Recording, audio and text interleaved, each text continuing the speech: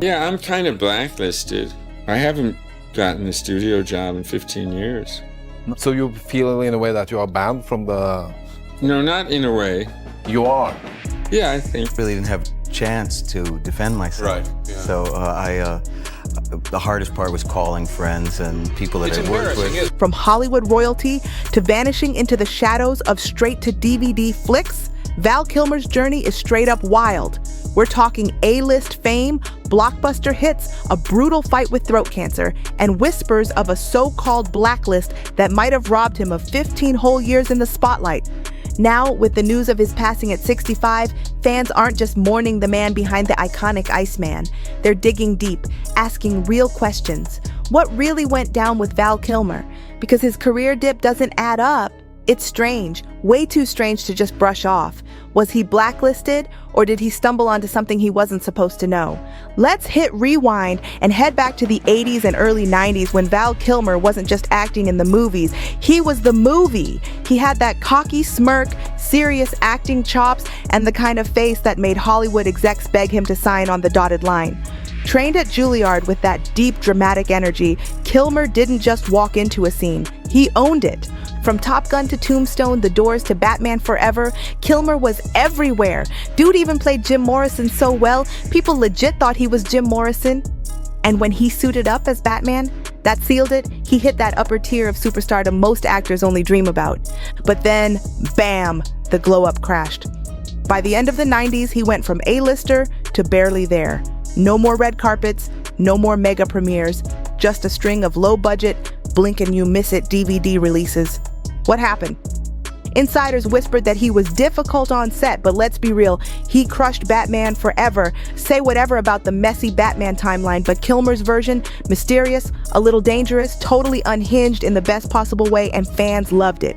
Batman Forever dropped in 1995 and raked in serious cash, over $330 million worldwide.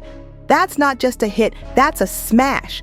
So when the sequel Batman and Robin rolled around, fans expected Val Kilmer to be back in the Cape, but nah, he was gone. No Batman suit, no press tour, no heads up, just replaced like poof by George Clooney out of nowhere. And that's what had everybody scratching their heads. Val was at the peak of his career. Why would they just toss him from a billion-dollar franchise unless something went really sideways behind the scenes? Turns out, Messi doesn't even begin to cover it. In a later interview, director Joel Schumacher completely aired Kilmer out, and he wasn't pulling any punches. He straight up called Val psychotic, like publicly dragged him like it was personal beef.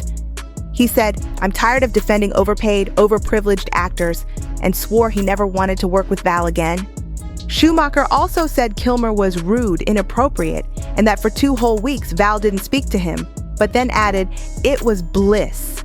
That's cold. But hold up, when has being difficult ever stopped Hollywood from rehiring someone? Let's be real. Some actors act out way worse and still get award shows rolling out the red carpet. Whole careers get built off being temperamental geniuses.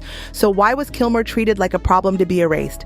That's where the plot thickens. Some fans think this difficult label was just a clean excuse, a quiet way to boot him without raising eyebrows. I had ideas, insecurities, obviously, about myself that I projected onto the movie business. Just the sounds coming out of my mouth, it was just absurdly unrealistic. So apparently, I have an evil twin. And here's the kicker. Kilmer himself said he was blacklisted. For real. Do you think that people found it difficult to work with you because of that? Yeah, what's the one past difficult? Impossible? Impossible. Yeah, I'm kind of blacklisted. I haven't gotten a studio job in 15 years. So you feel in a way that you are banned from the... No, not in a way. You are? Yeah, I think. Yeah. Are your goal to get back, or...? Yeah, I'd love to. I've always watched movies and wondered what I'd be like in that part. He claimed it wasn't bad behavior that killed his career. He said it was because he spoke up. He even admitted he wished he'd handled things differently. If you get back, will you behave in another way, or...? Yes. Yeah. In the way that gets me hired again. I was very outspoken about very specific things about the art, but it's a business. And I acted like it wasn't. But according to him, Hollywood shut the door the moment he stopped playing the game. A dumb actor. But I did complain quite a bit when I was younger. I didn't appreciate the business that afforded me the lifestyle that I very quickly enjoyed. Very quickly. I starred in my first movie. I was the lead in the first play I did professionally. And now that I don't have that privilege, I wish that I loved more. I want to be a better person. I try to figure that out every day and of being more grateful. That's where things get murky and the real speculation kicks in. Over the years, Kilmer dropped some cryptic hints in interviews. He painted Hollywood not as a land of dreams, but as a system that demanded obedience, silence, and fake smiles. No questions, no pushback, just nod your head and be grateful or get left behind. He said flat out, "If you don't play by the rules, you don't work." And after 1999, that's exactly what happened. Boom, 15 years of being iced out. No major roles, no mainstream buzz, just silence. And this wasn't some random extra. This was the same guy who once shared the screen with legends like Tom Cruise and Al Pacino. Speaking of Cruise, let's talk about that. Val and Tom were once tight, real close, but when Kilmer's star faded, Cruise kept climbing, never looking back. That friendship, it vanished, just like Kilmer's place in Hollywood. Cold. And then life hit him even harder. In 2014, Kilmer's health took a sharp turn. He was diagnosed with throat cancer, but being the private guy he was, he kept it low-key. I was recently diagnosed with throat cancer. I'm still recovering, and it is difficult to talk and to be understood. Fans started spotting scarves wrapped around his neck and noticed his voice getting raspier, but nobody really knew the full story until he had a tracheotomy that permanently changed how he spoke. Some bits are better than others, but I am steadily improving, so yes, of course I intend to work until I'm 152. I want to play the oldest man on earth. Even with all of that, Kilmer didn't stop grinding. He kept acting, choosing roles that fit his condition. He channeled his pain into art, writing poetry, creating and producing a raw, emotional documentary about his life. And get this, he'd been filming everything for decades. Home videos, behind-the-scenes clips, his whole life archived like he knew one day the truth needed to come out. It's almost like Val knew he'd have to tell his own story one day because nobody else was gonna do it. And that's exactly what makes his documentary Val hit so different. It's not just some emotional goodbye from a sick man. Nah, it's a quiet scream from someone who knows he was pushed out, someone who believes deep down that he was blacklisted, whether the industry admits it or not. And fans, they're not brushing it off. Some believe Kilmer got targeted because he refused to play Hollywood's dirty little games. That's when this whole thing starts sounding like a movie he could have starred in, the late 90s thriller vibe, full of mystery, betrayal, and silence. Right around the same time his career mysteriously derailed, other big-name actors also vanished from the A-list out of nowhere. Mel Gibson, Wesley Snipes, a few others, all dudes who either spoke out, made waves, or, according to online rumors, refused to get involved in some of the sketchy stuff that allegedly floats around the elite Hollywood scene. Now listen to this. Some folks on social media think Kilmer said no to something he wasn't supposed to say no to. That one move cost him everything. Take Wesley Snipes, for example. Man was unstoppable in the 90s. Then suddenly, boom, he's in prison over tax stuff that his accountant messed up. Not saying he was totally innocent, but prison? When celebs out here doing way worse get to keep their careers and walk red carpets? Yeah, something ain't right. And get this, in 2014's Expendables 3, Stallone randomly brought Kilmer, Gibson, and Snipes back together. First blockbuster roles in years, like he was pulling all the washed-up, wronged legends out of the shadows. But even then, none of them got top billing. They were villains, side characters, support roles at best. Now here's where it starts to feel real strange. A clip from a 1998 interview with Mel Gibson is floating around. You know, I had a whole bunch of weird paranoid suspicions about what the hell was going on because there was a lot of stuff I couldn't understand. Right. And nobody was really bothering to explain it to me. They don't. And and I formed a bunch of opinions about the town and about the people in it. Mel Gibson once described it like this. walking into a saloon, and the second the outsider shows up, everything goes quiet. A whole place can't be like, Weird Town, where the stranger wanders in and all the people are in the bar and they all shut up when he looks at them. And they tell you don't go into the house on the hill. And it's like that. And then you go away and you think, no, I was wrong. I mean, that's insane thinking. I'm paranoid. I imagined that stuff. That couldn't be the reason for why so-and-so was acting like, could it? And then you find out later on the track that you were exactly on. The stares, the silence, the cold shoulders. And keep in mind, this was before the headlines, before the controversy, before the media branded him as problematic. Back then, he was just a top-tier star, saying things most people weren't ready to hear. Now, when you rewind that moment, with everything we do know now, the lawsuits, the scandals, the hidden names, it doesn't sound paranoid anymore. It sounds like he was warning us, and no one listened. And here's a wild fact. After Signs, Mel didn't land another massive studio-backed hit. The one big exception, The Passion of the Christ, which he had to finance himself because no major studio wanted to back it. They said it was too risky, too controversial, but then, boom, it became one of the highest-grossing R-rated films ever. So clearly Mel still had the magic, but Hollywood was done with him. Now this is where it gets extra strange. One theory floating around says Val Kilmer's blacklisting perfectly lines up with another major moment in film history, Stanley Kubrick's final movie, Eyes Wide Shut. It dropped in 1999, the same year Kilmer's career hit a wall. And if you've seen it, you already know the vibe. Masks, secret societies, strange rituals, control, manipulation. It's creepy, cryptic, and too real for comfort.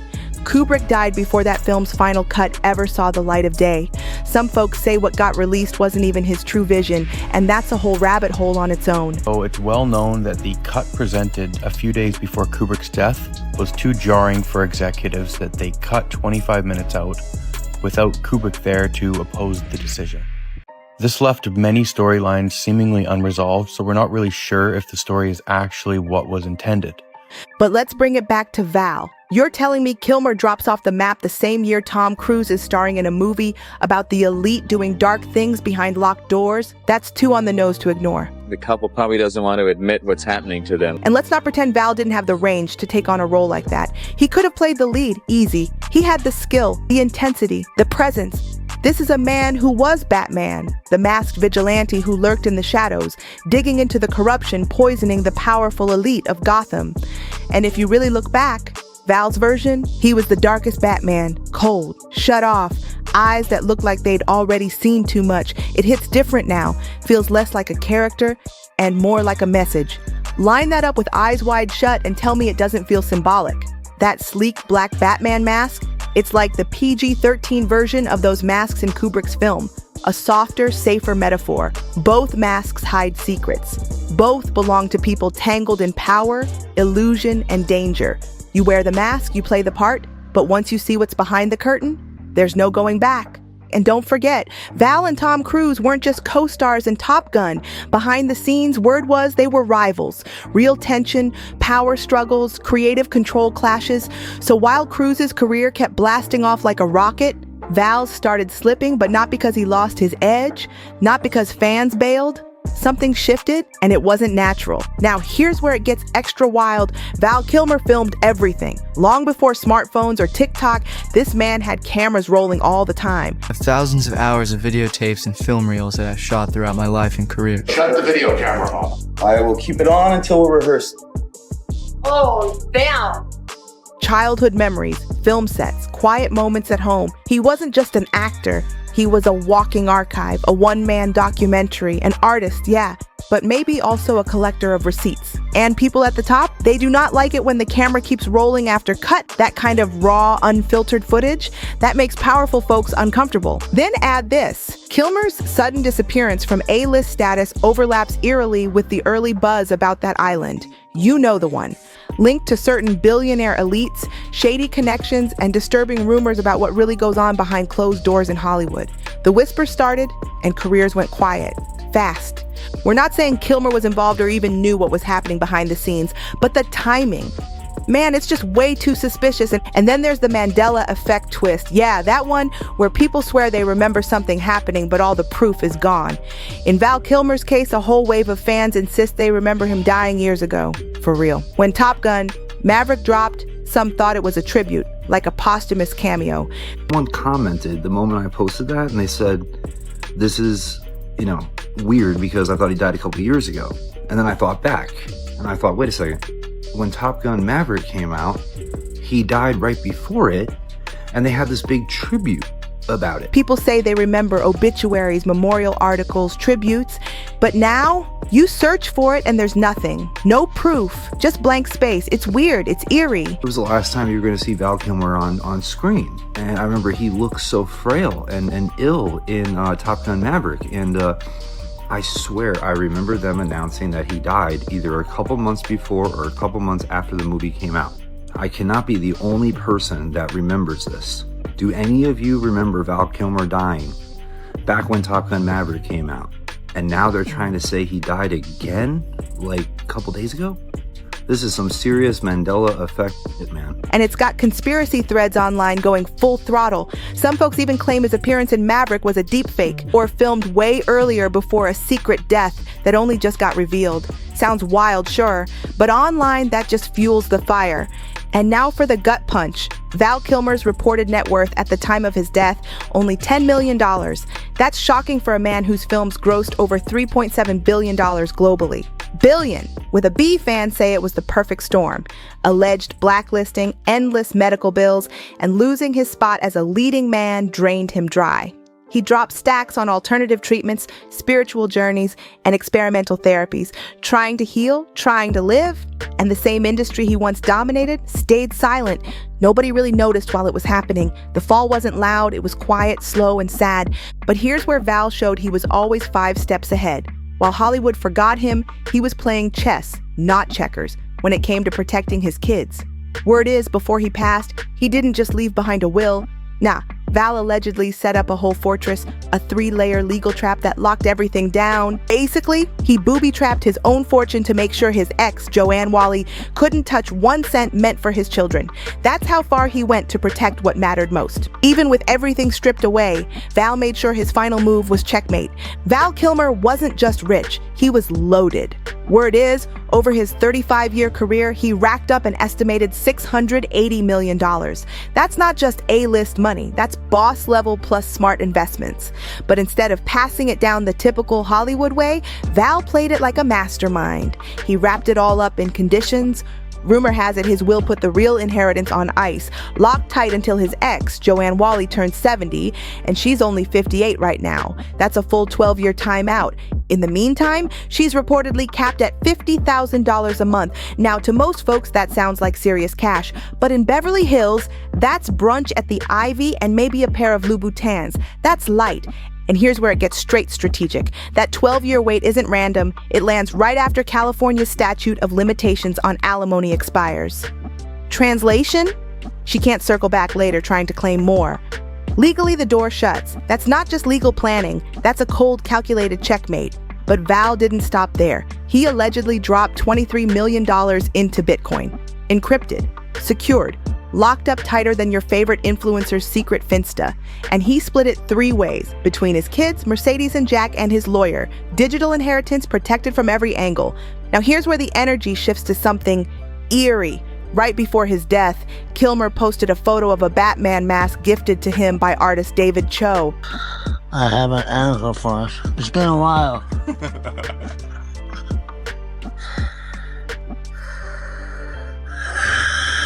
Some fans think it was his quiet way of saying goodbye, a last nod to the role he once wore with pride, and maybe even some regret. Others see it as a tribute to the moment in time when he still had his voice, both literally and symbolically. And the cause of death, his daughter Mercedes confirmed it as pneumonia, but here's the weird part. Pneumonia. That same cause pops up a lot in Hollywood deaths, too often to ignore. Some fans are saying it's just another piece of the puzzle. Under some seriously strange circumstances, people online have started asking one haunting question. Why does pneumonia always seem to show up when certain high-profile folks with ties to powerful people pass away? Just speculation, of course. But it's hard to ignore when names like Diddy get tossed into the mix. People have pointed out how many folks around him, including Kim Porter, died with eerily similar symptoms. Kim's dead. Heavy D is dead. Andre Harrell is dead. The only two left are Puffy and Al almost died. Heavy D was found dead, face down in the heart attack. Andre Harrell, heart attack. Kim died from pneumonia, but there's the first coroner's report that said that she died. It was ruled a homicide, and they found toxins in her body to prove that she had been poisoned. You know, they have poisons that create heart attack and pneumonia-like symptoms. Again, not facts, just theories, but they're out there. In the end, Val Kilmer's life reads like a script with no rewrite. A Juilliard-trained talent with the whole world watching, then suddenly the stage vanished beneath him. And why? Some say it was ego, others say illness, but there's a growing number who believe it was something far darker, that he spoke the truth in rooms where silence is survival, and the moment he did, the doors started closing. And now that he's gone, the internet is doing what it does best, digging, connecting dots, and trying to solve a mystery that Hollywood seems desperate to forget. So what really happened to Val Kilmer? Was it just bad luck, a fall from grace, or was he shut out on purpose? One thing's for sure, his voice might have been taken, but his story, that's not going anywhere. If anything, it's just starting to really be heard. And if your head's spinning now, don't worry. We've got more where that came from. The next deep dive is coming, and let's just say it's juicy. So make sure to like, share, and subscribe because we're peeling back more layers real soon. You won't want to miss it. See you in the next one. Stay sharp.